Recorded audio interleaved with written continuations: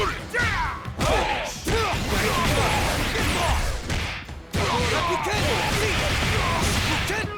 over! Let's go!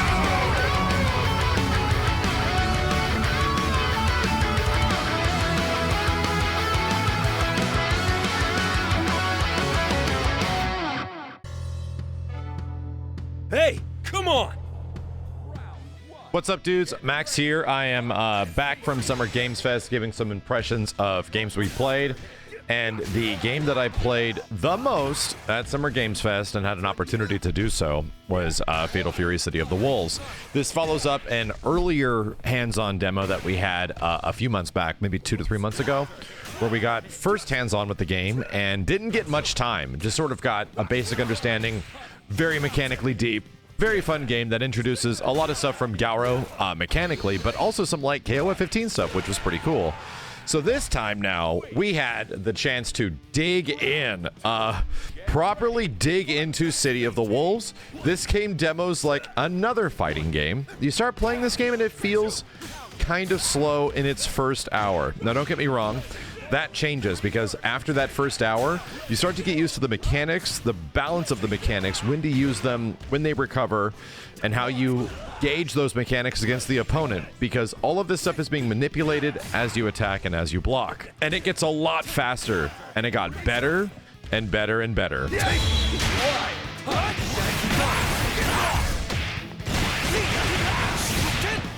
over! This is me! I think overall, I probably put 4 to 5 hours total into City of the Wolves, and every single hour on top of each one, I was learning new things and optimizing new stuff and finding new mechanics and new ways things act. And I'll try to cover some of those just to give you some perspective. There is another fighting game that I sort of played as a demo at Summer Games Fest back in 2022 that I, no kidding, had the exact same impression of in the first hour, and it was Street Fighter 6, where it felt kind of slow until I started fighting people that knew how to use the mechanics a bit more, and the game got significantly quicker, significantly better, and as soon as we were utilizing more of the tools the game had to offer, it started to be really fun, and these mechanics were engaging me almost around every single turn, and I really liked it. Dude, City of the Wolves is almost identical to how this game demos, in my personal opinion. And that comes as no shock because there's a lot of stuff, you know, the rev gauge and how it works and certain attacks that the rev gauge uses. That is very similar to Street Fighter 6, but just works in its own unique twist. It isn't the exact same game, but there is a lot of similarities. In Street Fighter 6, the drive gauge is used to have your offense, but also can be manipulated from defense. If you block attacks, it goes away. It's the exact same thing with the rev gauge. The higher the rev gauge goes, that's what you actually don't want. Revving up is bad. It leads to a state where you have to, like, you're effectively burned out, very similar to Street Fighter 6. And in that state, this is a new mechanic thing. There is no crazy, hit the corner, get smacked into the corner, lead to a dizzy state like Street Fighter 6. Instead, when you are effectively burned out from the rev gauge in City of the Wolves, you can be guard crushed. At that point, there's this little meter above your character's life bar, right below it, that doesn't get manipulated seemingly at all during a normal fight. But until you rev yourself out completely and you have to begin the cooldown process, you can be guard crushed. So the majority of attacks that you begin blocking during that mode will lead to a full guard crush state, not really in a stun, but a moment where you are now about to take full damage. And that's one of the things they do to make the burnout state in Gauro 2 more threatening. You also can't just defend during it, and you don't have access to your EX moves. You are severely limited. So they want you to, just like Street Fighter 6, very cautiously meter manage your rev gauge against your opponent's rev gauge, and then it's a push and pull in between. Also leads to really fun moments of, oh man, identify how much you you got? How much can I possibly cash out to possibly get a kill or do as much damage? See, these things some of the most fun in Street Fighter 6 is like the meter management against the opponent, in my opinion. And I'm actually kind of glad that that is an element that is in Fatal Fury. So, you know, just talking about mechanically stuff, I really dig that. But that is the surface level, bro. If there's one thing I got to give this game a lot of credit, like a lot, it is arguably one of the most defensively, mechanically rich fighting games I think I've played in a long time. There's a lot of defensive mechanics in this game. I am just going to try to do my best to explain a few of them with some of this gameplay stuff in the background and hopefully give some examples. The obvious one is the parry-like state this game offers, which is just defense. You just defend by just tapping back. You know, obviously you can do so in the air. It recovers a little bit of health, but it doesn't really act like a third strike parry in any way. It doesn't give you, I think, a lot of positive frames. It's sort of like a Street Fighter 6 parry, but it's harder to do. This just defend timing isn't like a huge catch window like it is for even a third strike parry. It's kind of tough. It might be anywhere between like less than 5 frames, and if you want to properly just defend, you got to sort of be aware of it. The nice part is that it's tap back instead of forward, so it's not as threatening. But there is some pretty cool things. If you're just defending in the air, then you have like a multi-hitting move. You can sort of just tap back multiple times, and it'll like auto-catch the rest of the hits. So if you know that there's multiple hits, you can get some kind of cool moments or time some really cool just defends in the air. But that's not the end of just defend, because the way you properly attack after a just defend is by doing what I think is a just defend cancel. And after a just defend is over, or right as the animation completes, you can cancel the just defend into special moves or certain other attacks. You can't cancel them into like normal attacks. This timing is not easy. This cancel window is extremely brief, so much so that some of the SNK folks that were there, some of the devs, were telling me that it's better to buffer the input of the special before the just defend and then press a button after, and they were right. It actually does get a little bit easier, but that requires a lot of foresight, dude. That'll require a lot of game familiarity. You can also cancel it into supers, so the problem is that the cancel window after a just defend is not lenient. This is incredibly tight. So that's cool. It's cool that there's some defensive mechanics that require really, really specific timing. K.O. The other one is from what I think is called an advanced defense. And we talked about this before. This is like the red parry, and we timed this a bit again.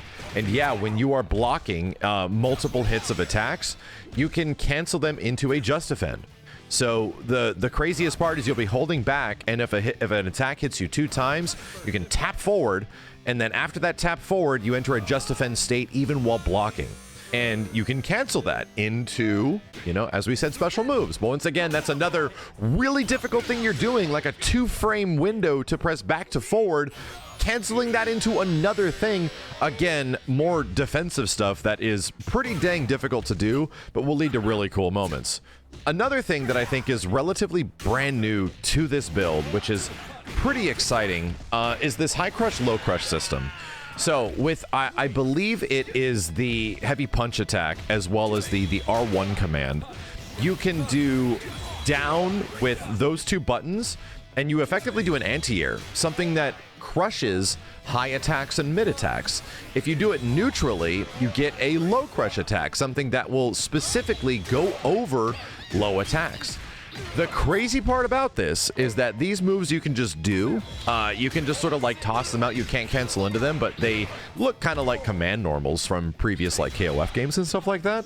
These mechanics were also present in like the original Gauro, so it makes sense that it's here. But there's some new stuff going on here. And if you properly time it, and this is a pretty, I think it's a tight window, like somewhere between maybe 3 to 5 frames, if you time the attack of your high crush or low crush with the appropriate attack, so it's like, oh, I'm gonna do the low crush, here comes the low attack, you'll see it go over and the game enters like Tekken slow mode. This only happens during this attack in the whole game. The same thing will happen with a high crush. If you like properly crush a high attack or a mid attack, you enter this slow mode and then you hit them with the strike and you get mega bonus frames. You get like a bunch of like a big counter hit state after. And if you have the proper combo to follow up, yeah, you get full combo. I think the damage is slightly mitigated in that situation. But that's a new thing. I do not think that was here before in the previous game. We were kind of wondering why this mechanic was here in the previous build that I was just mentioning. And now it seems that, oh, this is here to sort of like toss out in between block pressure, where people cannot just commit themselves to the same block strings over and over again. That's pretty crazy.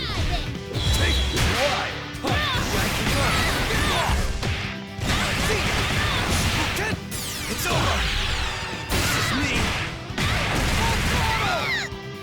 Another thing that we got to toss out that is another big defensive mechanic and is arguably pretty similar to Drive Impact is SPG. And your SPG attack per character does have armor. And on many characters, we see it effectively soak armor. And if it is a counter hit of some kind, similar to SF6, it enters a big counter hit state, like a crumple state, and you get a big combo. This thing can also be done in the air, dude. However, SPG attacks are not the same for every single character. You press them with heavy punch and heavy kick. However, on characters like Marco, I started noticing it acts a bit different on this guy. It doesn't really give me the same thing. His is also cancelable into some stuff, and he can seemingly end EX attacks with SPG gauge. He gets like a combo ender using his SPG gauge. I'm like, I don't know if Rock has that. Like, I didn't get a chance to test everybody, but it almost felt like everybody's SPG attack does something different and like unique. So there's more defensive, crazy things that the game has to offer that I really didn't get a chance to mess around with before.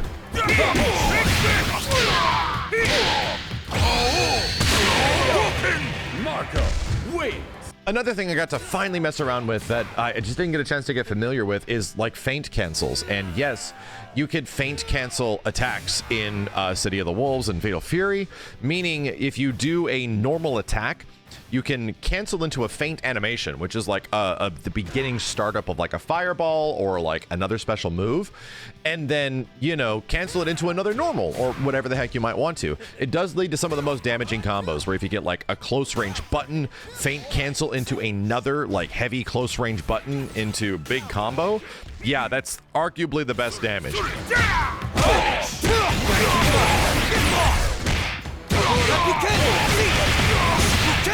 It's over.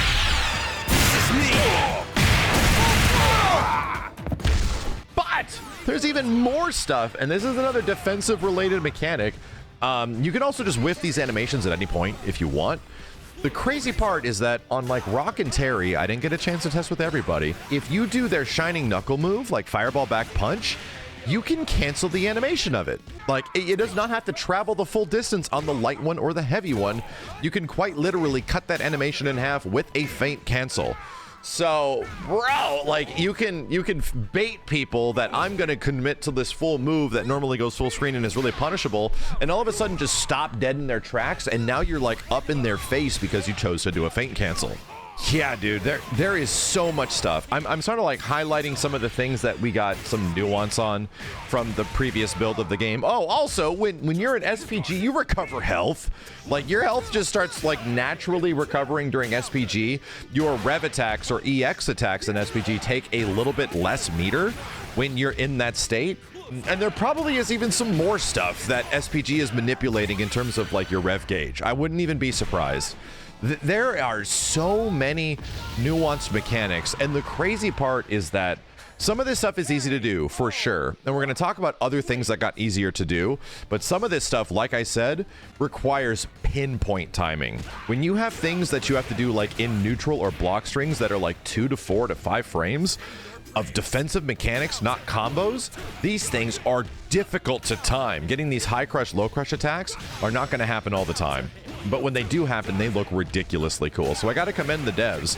They have some easy, approachable mechanics that are like, oh yeah, you just see really cool stuff happen every once in a while. SPG gauge, you just use this stuff, you know? Now your SPG attacks seem to cost even less. They cost like 15% rev gauge, which is not much.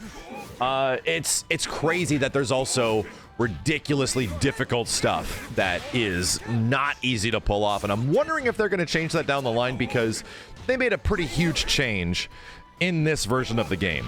Oh, it's over.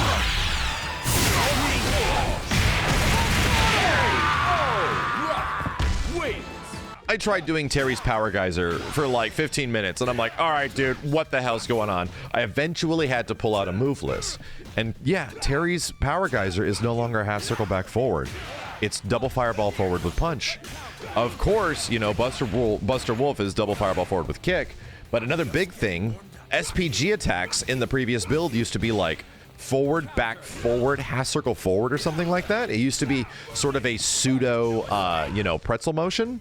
Now I'm pretty sure that almost every character's SPG super attack is double fireball forward with 2 punches. So for example, if you wanted to do the level 1 Power Geyser, you just do like light punch, you would do heavy punch for the level 2, and if you want your big SPG attack, I think it was double fireball forward with 2 buttons. I don't have the command list on me. But those inputs, those super inputs for every character gets their, like, you know, level 1 and 2 supers, they get 2 of those, and also their SPG. To me, it looked like every single character was standardized. In the same way that KOF 15 sort of standardized a lot of the super motions for, you know, the big supers in that game, the climax supers. The same thing's kind of happening here. They're making that every character, you don't have to remember every single character's like big climax move, big SPG attack in City of the Wolves. They've sort of been standardized across the board. I can understand why that might upset some people, but my god, man, it made it much easier just to know, oh, I'm in SPG, I need to do this, you know? They do kind of agree with that. I did kind of agree with it in KOF 15. So I do think that's a very welcome change. Speaking of Rock and Terry, I spent the most time with Rock and Terry, and quite a bit with Marco just to see what he's like. They all seem very good. Marco is a damage monster. Terry is Captain Everything. He can just seemingly do everything. Seems ridiculously good. And Rock, they turned into a Mix Lord. Yes, I'm not kidding you. His run command and how it works, he gets like a cross up after the run command, he gets a low, he gets run through, he gets overhead, and the EX versions are like even better. Dude, they actually gave Rock Howard legit mix off some of this stuff, and some of it's pretty daunting and pretty good. You get kind of lost in it because you can just do like rev art into rev art if you have the rev gauge to do so. That's EX into EX for, you know, anyone that doesn't understand. And some of it just leads to crazy sequences where it's like, holy crap, dude, where's this kid going?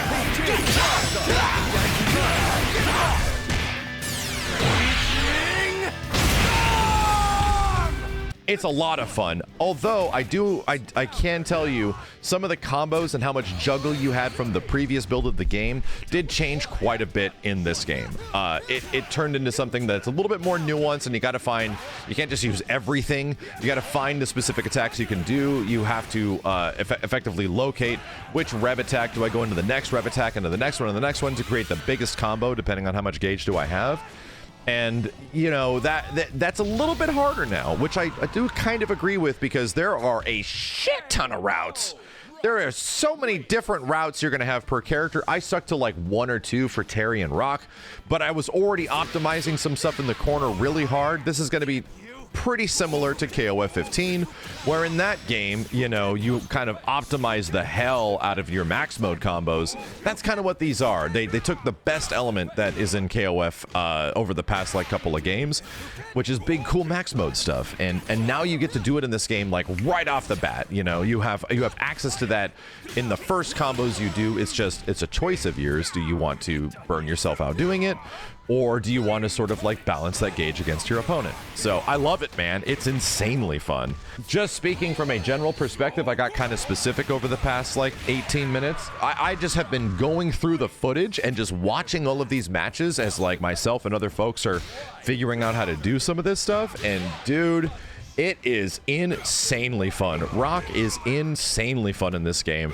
There is a lot to work with here, but there is some, I do see some issues overall. One of my biggest concerns was that the majority of people I saw playing this game, there's a choice between like sort of like a simple controls and the, you know, regular arcade controls, just like Street Fighter, you know, 6. And I saw almost nobody using the simple controls. I saw players that definitely should have been using the simple controls, not using them, and many players were just not doing supers. You know, you would be shocked to think that people just can't really do double fireball motions anymore, especially on controller and shit.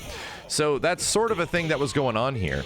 And apparently people couldn't find it. I actually didn't even know like it was selectable in the build, but apparently it was. So I do think that is kind of an issue. I was asking some of the devs about it too. And apparently, even if you do choose simple controls, which allows you just to do like easier supers, it allows you to do easier special moves. It doesn't give you easy SPG supers. So even if you're an SPG, it will not give you that super. You still need to manually do double fireball forward. And I think there can be some compromises made here. I do think that it would be great if you choose simple controls, because to be real, a lot of these combos that we're doing take some pretty delicate precision in this game. It's an SNK game, so that's sort of going to happen. I think it would be a much better idea if the simple controls did just give players access to smaller, cooler combos that use some of your rev gauge, you know, use like half your rev gauge or something like that. Maybe if you have meter, it automatically uses that meter, but it should come at a cost. It should come at the, you know, cost that they do with Street Fighter 6, where yeah, man, you should see cool shit happening if you have the resources available, but it should not be optimized stuff. You know, I think there is a wonderful opportunity for people just to have fun with this game if they want, and also to do relatively cool things, but not have it be ideal. You know, there should always be routes from the auto combo, from the easy mode, that give you an incentive to want to continue to that normal arcade mode to get more damage or better combos or access to better routes or more normals, yada yada yada. I think Street Fighter 6 had a really eloquent answer to this, and right now in Fatal Fury City of the Wolves, it doesn't really feel like it's there yet, and it feels like the option needs to be easily more accessible for people, and it needs to be easier to find on the screen when they're selecting characters. Maybe it should be the default. I don't know. All I'm saying is that I saw a lot of people playing this game, and the impressions were still good, but nobody was doing anything cool.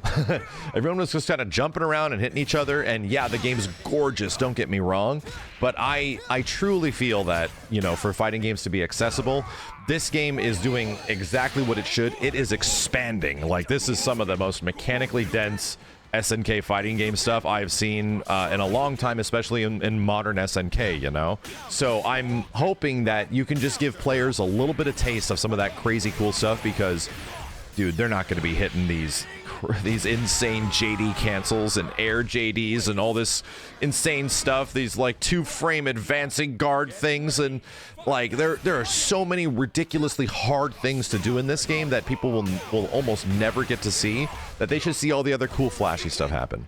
That's my big criticism with City of the Wolves. But from a perspective of my own, somebody that like loves these characters and thinks that this game is arguably one of the coolest goddamn looking fighting games ever, I haven't stopped thinking about it, man. I could have sat there for 6 more hours if I had the opportunity to do so. So I cannot wait to play more of this game. And I'm very much looking forward to the single-player offerings in the future. I think if I did have a personal criticism outside of, like, you know, speaking maybe for other people that were playing the game and just observing them, some of the light confirms in the game is kind of lacking. For example, Rock is pretty hard to do anything out of general light attacks. So, you know, a lot of characters get cool break attacks. Terry gets a really cool break attack combo. Rox is pretty hard to do from light attacks in any way. He doesn't really seem to get much.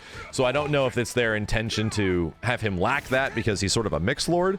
But Terry gets it and Marco gets it, that's for sure. They get, you know, really cool light confirms into, you know, special break into more specials or more breaks, yada, yada, yada. And Rock is kind of hard to do that. You can't really do crouching short, crouching jab, heavy rising tackle break. It works like in the corner. You have to be super close. So it seemed kind of weird. Either way, goddamn, what an enjoyable game. I can't wait for you guys to eventually try this. Hopefully there will be something of a public playable build at like EVO, because it was at EVO Japan. This is the first time the majority of the audience of people that we know have been able to play it. So Anyway, appreciate you dudes watching. I'll be back with more City of the Wolves as soon as I possibly can. I got a lot of matches. I got like a lot of footage of this game, so just stay tuned. I'm probably going to be posting some more like match compendium videos against like other characters that I just collected. I'll get them up in 4K and try to get those variety of matches, just like raw matches. You can hear the music, you can see the backgrounds, and everything else that the game has to offer without my annoying voice going over all of it. As always, dudes, thank you a ton for watching. I'll be back with more gameplay impressions of other stuff from Summer Games Fest as soon as possible. If you enjoyed the video, I appreciate a thumbs up. My name is Max, and I'll see you next time. Not done yet. Wait.